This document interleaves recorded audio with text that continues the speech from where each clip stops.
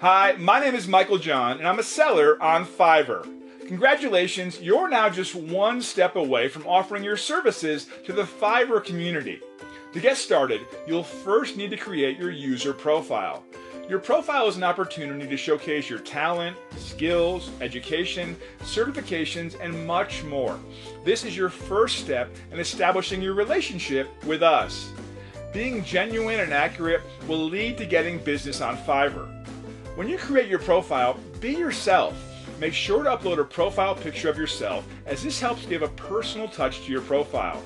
Just make sure it's unique and accurately reflects who you are. Adding a description lets your buyers evaluate your expertise and professional aptitude. Remember to introduce yourself to your potential clients and provide them with credentials to gain their trust.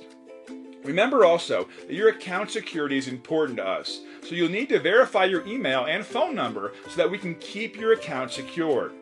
Don't forget to verify and link your accounts. This adds to your credibility and gives us a chance to provide you with more business. And don't worry, your linked accounts will remain private. What you put into Fiverr is what you'll get out of it.